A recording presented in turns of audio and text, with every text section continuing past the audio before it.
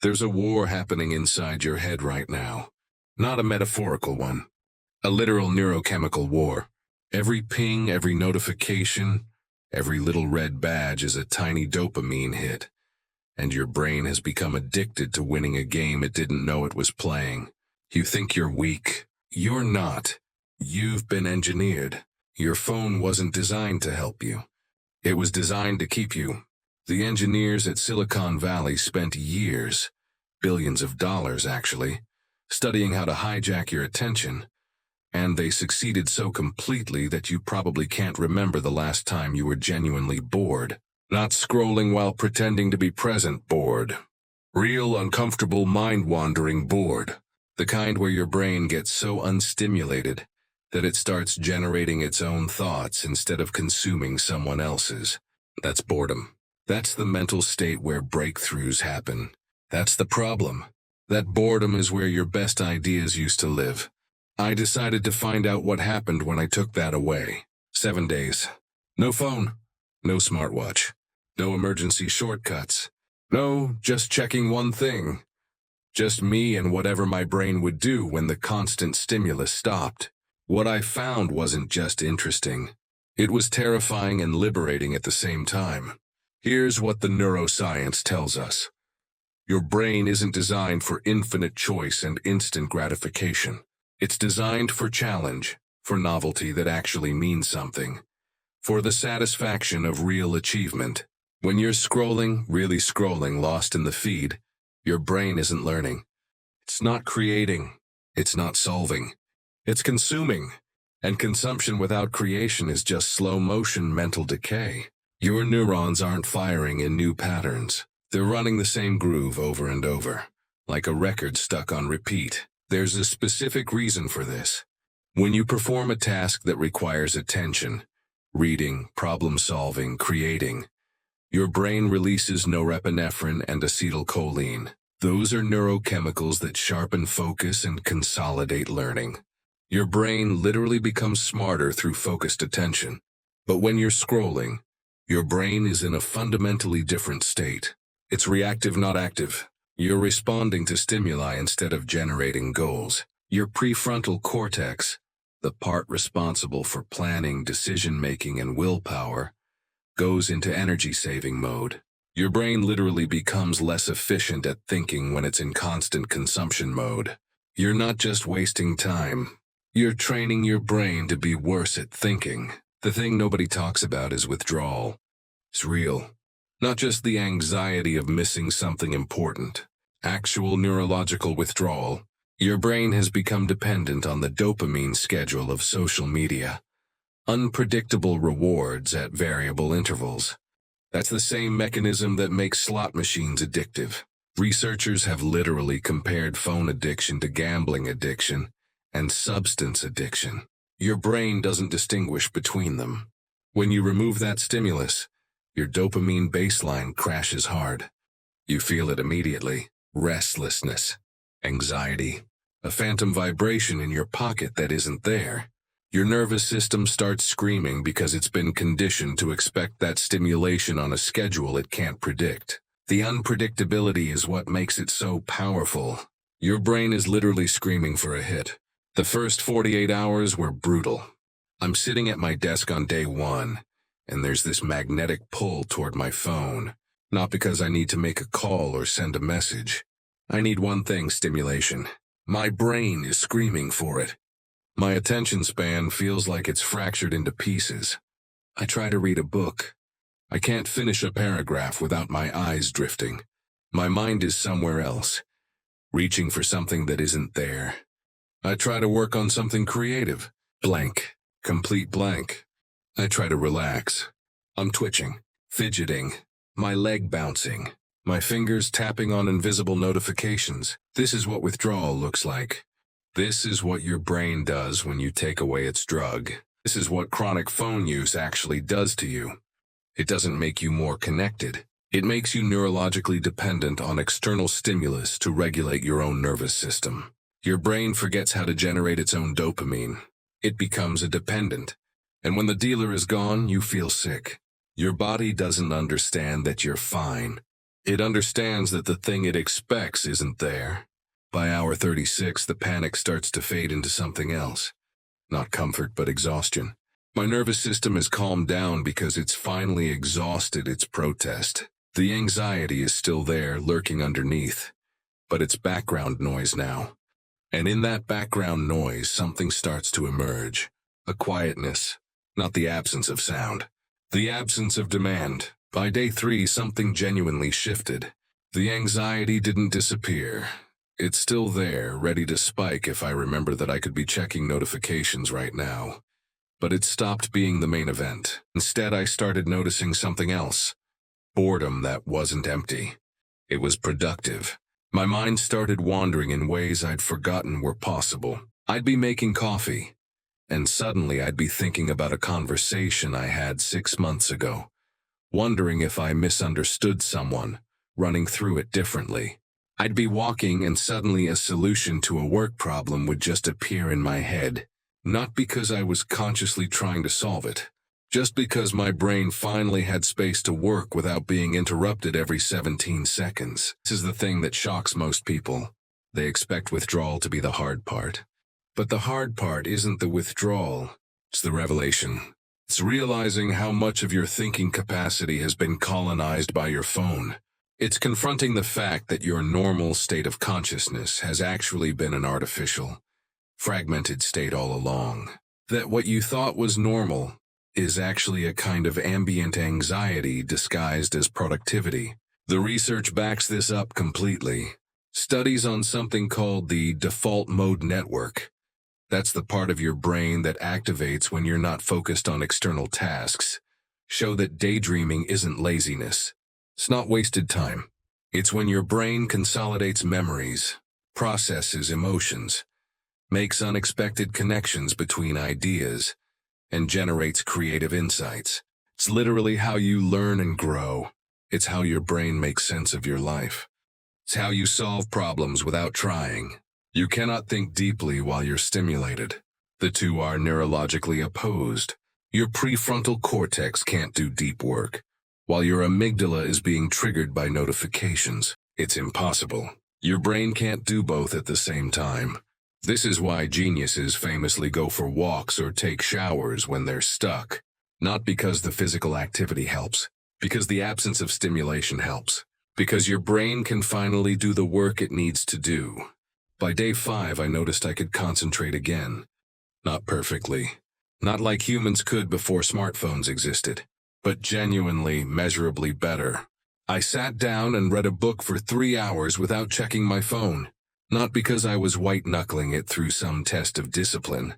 Not because I was being virtuous. But because my dopamine system had reset enough that the book could actually compete with the phantom stimulation I was craving. My brain had literally rewired itself to find an actual book interesting again. To find a continuous narrative engaging. To find depth rewarding. And here's the unexpected part. I wasn't even craving the phone that much anymore. The phantom vibrations stopped. The anxiety spikes became less frequent. I'd reach for my pocket and then remember. And instead of panic, I'd just feel this strange calm. Like I'd been holding my breath for years and finally exhaled. Like a pressure I didn't know I was carrying had been lifted. But here's the real question. How do you actually do this? Not the dramatic 7-day version. The real version that works for actual human beings living in 2025, who have jobs and friends and responsibilities that require phone contact. First, understand what you're actually addicted to. It's not the phone. It's the escape mechanism. You reach for your phone when you're bored, anxious, uncomfortable, or when a difficult thought is trying to surface. The phone is just the tool. Until you understand what you're running from, you'll just replace the phone with something else. Gaming, food, work, whatever the next escape hatch is. So before you do anything, sit with this question. What emotion are you avoiding when you reach for your phone? What feeling are you trying to numb? Be honest about this. Don't judge it. Just notice it. Is it anxiety? Loneliness? The pressure of unfinished work? Fear that you're missing out? The creeping sense that you're not doing enough? Frustration? Boredom itself? Name it. Because that's the real problem you need to solve, not the phone. The phone is just the symptom. The emotion is the disease. This is crucial because if you just remove the phone without addressing the underlying emotional avoidance, you'll find another way to escape. You have to deal with the discomfort itself. Second, make the first 72 hours as easy as possible. Your willpower is already depleted from 1,000 daily decisions. Don't fight that. Instead, restructure your environment. Give your phone to someone you trust. Or lock it in your car. Or use an old flip phone. Use the nuclear option if you have to. Don't just rely on self-control. Make the default action difficult. Make it inconvenient. The key here is that you're not trying to prove you're strong. You're not running an experiment in willpower. You're removing the choice entirely. It's not about discipline. It's about architecture. Design your environment so that the hard choice is also the only choice. Third, have a replacement ritual ready. Because you will get bored. You will feel anxious. Your nervous system will scream for stimulation. And if there's nothing else available, you'll convince yourself that you need your phone right now. You'll rationalize it. So fill that space intentionally. For me, it was walking. No headphones. No podcast. No audiobook. Just walking and letting my mind wander.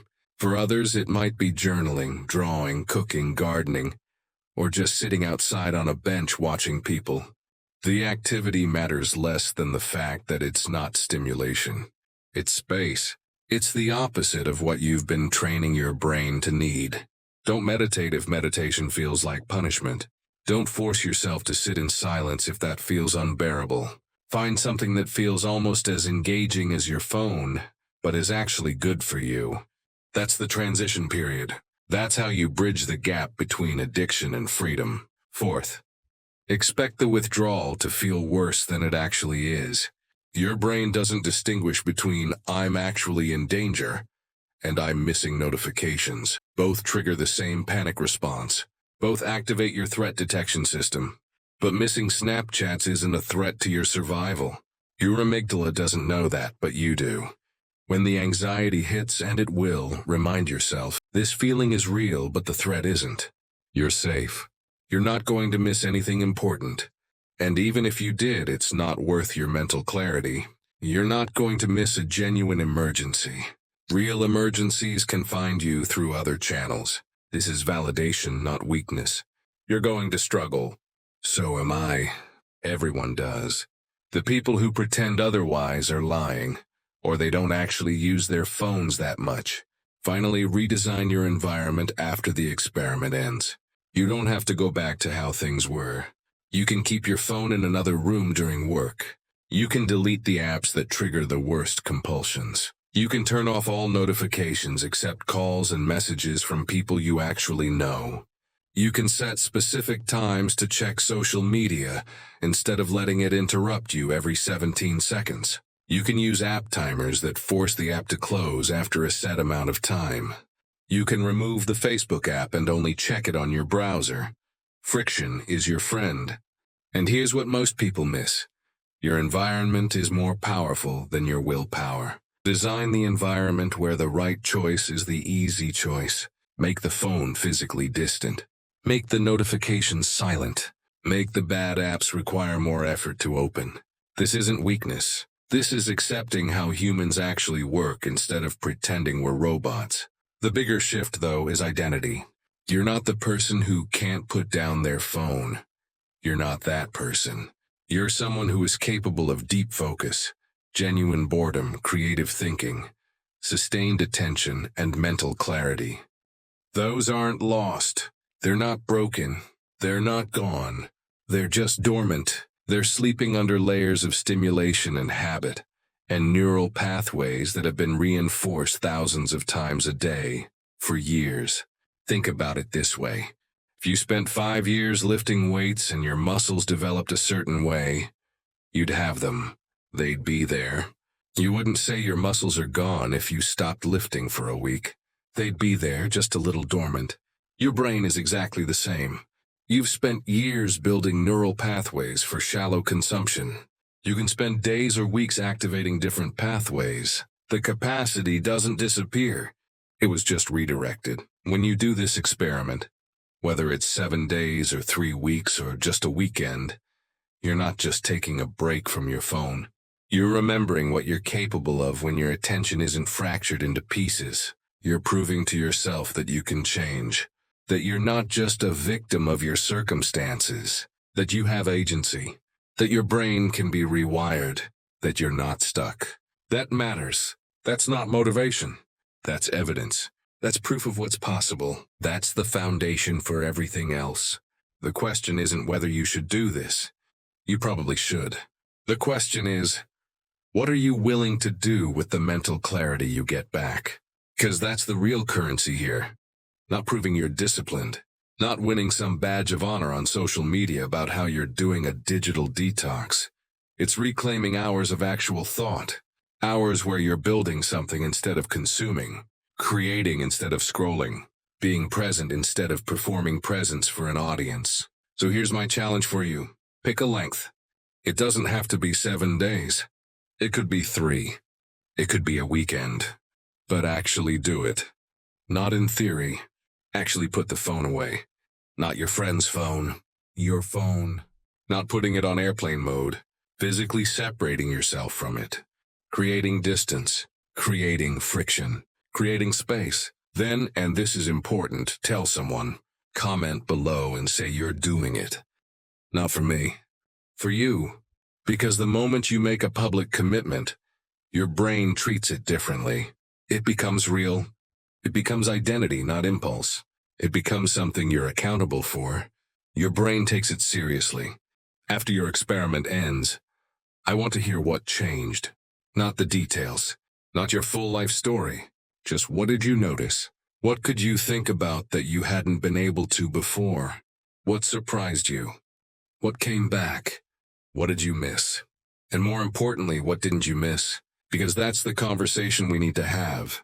Not about apps and algorithms and whether phones are evil, but about what we're actually capable of when we choose to show up for our own minds. About what happens when we give our brains permission to be bored. About who we become when we're not constantly being interrupted. About what we build when we have time to think. Your brain isn't broken. It's not weak. It's not defective. It's just been borrowing someone else's attention schedule for so long that it forgot what it's capable of. Take it back. Reclaim it. See what you build with it when nobody else is trying to keep you scrolling. The clarity you get back isn't temporary. It's an invitation to a different way of living. It's proof that you have a choice. Take it.